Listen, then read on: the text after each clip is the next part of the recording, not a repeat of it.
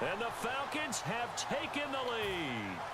And while that touchdown does not give them an insurmountable lead, it's still a lead, and that always feels good to a team. They'd love to take that into the lockers, but a little time left on that clock, so some work to do. I like that. I like how you're guarding against a letdown there. Marty looking forward. Coaching them up from right up here in the booth.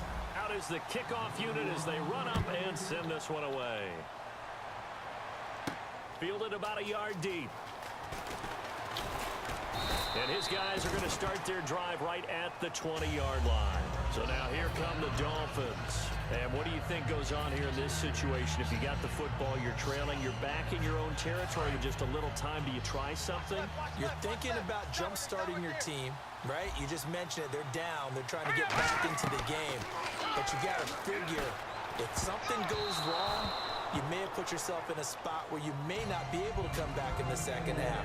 Managing risk, this is a big decision here. I can hear the sigh of relief all the way up here. A dangerous throw, backed up in their own territory and throwing an out route, and it got jumped, and they were fortunate it was only batted down and not intercepted. Elway will throw. He's going to let this one go deep. Into a double team, and it's intercepted. Picked up by the all-pro corner, Josh Norman. And they're going to set up shop at the 32-yard line. Here comes the Atlanta offense now ready to take over here. And with time quickly fading here in the second quarter, not sure how aggressively, offensively they want to play this. I think we'll find out just how much they trust their guys in this situation if they decide to take a shot. They'll wind up losing a full 10 yards on the play. And it'll make this a second and long. Now whistles come in. We're going to get a timeout here by the offense. It's just their first, so they'll have 2 remaining here before we get to halftime. Single. That's single to slot. Single to slot. Check 90. 380. Light. 80 hot. What's the run? They're running it. Now a second down throw for Rivers. And that is incomplete. 16 seconds now on the clock. Well, partner, I guess that answers the question about whether they're going to sit on it or not. It does. Now we'll see if they try that again.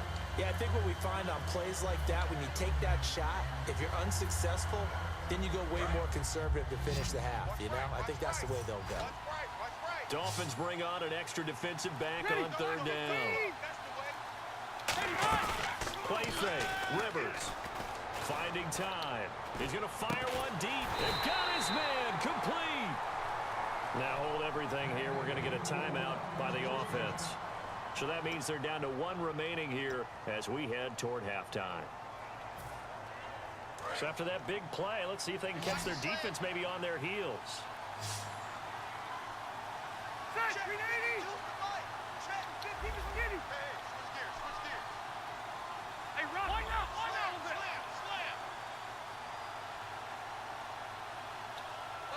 Motion.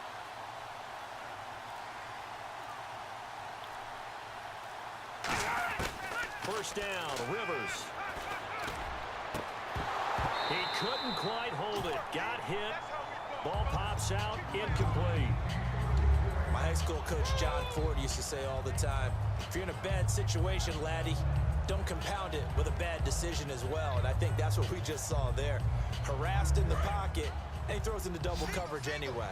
He called you laddie? He called me laddie, and that was the nicest thing he called me.